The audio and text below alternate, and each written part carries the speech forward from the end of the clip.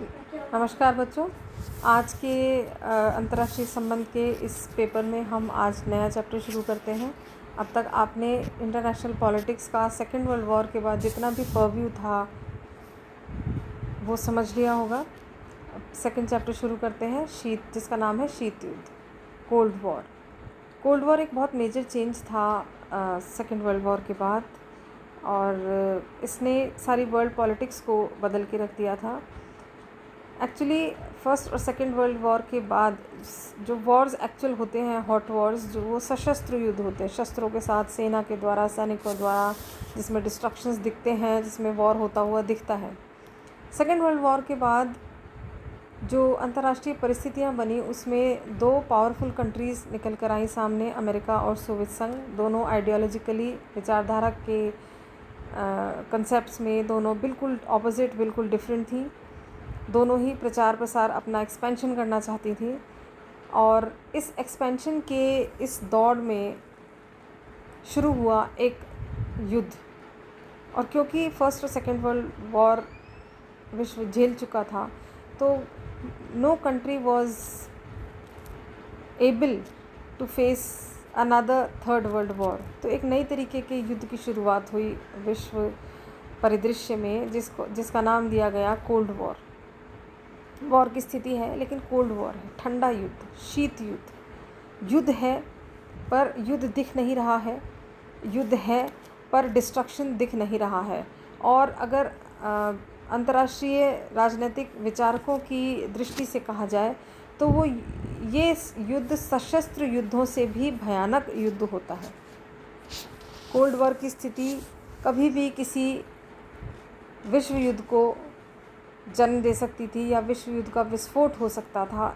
इस तरह के तनाव की स्थितियां हर वक्त अंतर्राष्ट्रीय राजनीति के परिदृश्य में थी। इस वॉर को, जब इस नए युग का सूत्रपात हुआ, तो इस वॉर को सशस्त्र शांति का युग भी, शस्त्रों का युग भी कहा गया। सशस्त्र शांति यानी कि वेपनाइज्ड पीस। वेपनाइज्ड पीस का मतलब है शांति तो है, लेकिन वो इस तरह की शांति है जिसको कहते हैं तनावपूर्ण शांति।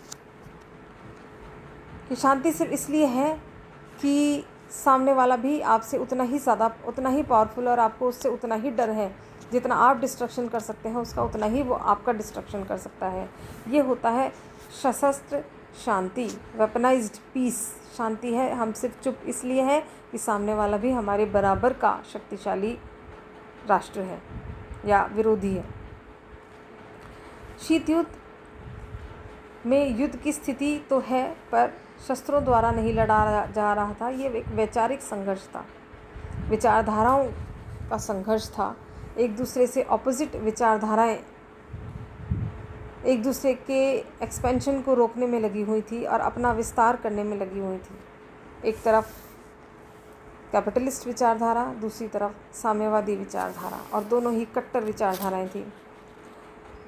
इस शत्रुतापूर्ण संबंधों में हॉट वॉर में परिवर्तित हुए बिना शीत युद्ध एक वैचारिक घृणा, आइडियोलॉजिकल हेट्रेड, राजनीतिक अविश्वास, पॉलिटिकल डिस्ट्रस्ट, कूटनीतिक जोड़तोड़, डिप्लोमेटिक मनूवरिंग, सैनिक प्रतिस्पर्धा, मिलिट्री कंपटीशन, जासूसी, एस्पॉइनेज, मनोवैज्ञानिक युद्ध, साइकोलॉजिकल वॉरफेयर, और इसमें कटुतापूर्ण संबंध देखे गए थे। शीत युद्ध शब्द का सर्वप्रथम प्रयोग 16 अप्रैल 1947 को बर्नार्ड एम बरूच ने दक्षिणी कैरोलिना विधानमंडल में भाषण देते हुए कहा था। उन्हीं के शब्दों में, we are today in the midst of a cold war, our enemies are to be found abroad and at home. इस बात से स्पष्ट हो गया होगा कि शीत युद्ध एक अलग तरीके का युद्ध था। जवाहरलाल नेहरू ने भी शीत युद्ध को परिभाषित करते हुए कहा था कि शीत युद्ध पुरातन शक्ति संतुलन की अवधारणा का नया रूप है। यह दो विचारधाराओं का संघर्ष न होकर दो भीमकाय शक्तियों का आपस में संघर्ष है। और सबसे अच्छी विचारधारा जो शीत युद्ध को पूरी तरीके से स्पष्ट करती है वो विचारधारा है KPS मेनन की।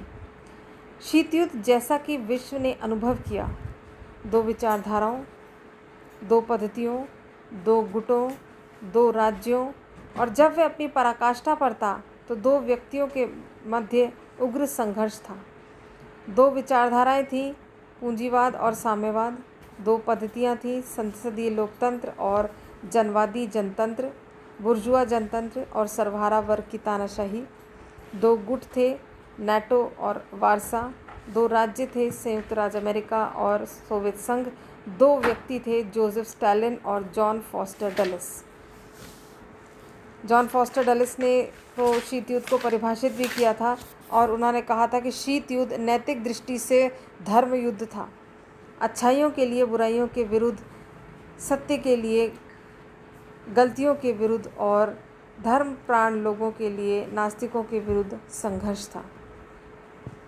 तो शीत युद्ध के लक्षणों की जब हम बात करें तो शीत युद्ध के प्रमुख लक्षण थे, इसमें दो सिद्धांत का ही नहीं अपितु दो भीमकाय शक्तियों सोवियत संघ और अमेरिका का संघर्ष था। शीत युद्ध में प्रचार का महत्व था। शीत युद्ध एक वाक युद्ध था, यानी कि एक दूसरे के विरुद्ध प्रचार जब करते हैं तो उसे वाक युद्ध कहते हैं। शीत युद्ध में दोनों महाशक्तियों का व्यापक प्रचार, दुष्प्रचार करना, गुप्तचरी, सैनिक हस्तक्षेप, सैनिक संधियां बनाना और प्रादेशिक संगठनों की स्थापना करके अपनी स्थिति को सुदृढ़ बनाने में दोनों ही शक्तियां लगी हुई थीं। यह गर्म युद्ध से भी अधिक भयानक था और दोनों शिविरों के मध्य तनावपूर्ण स्थिति को शीत युद्ध कहा गया था। इसे मस्तिष्क का युद्ध, विचारधाराओं का आपसी संघर्ष वाला युग कहा गया था। तो बच्चों, ये शीत युद्ध का इंट्रोडक्शन था, शीत युद्ध की परिभाषा थी। अब हम नेक्स्ट लेक्चर में इसको विस्तार से पढ़ेंगे कि शीत युद्ध के क्या क्या कारण रहे। धन्यवाद।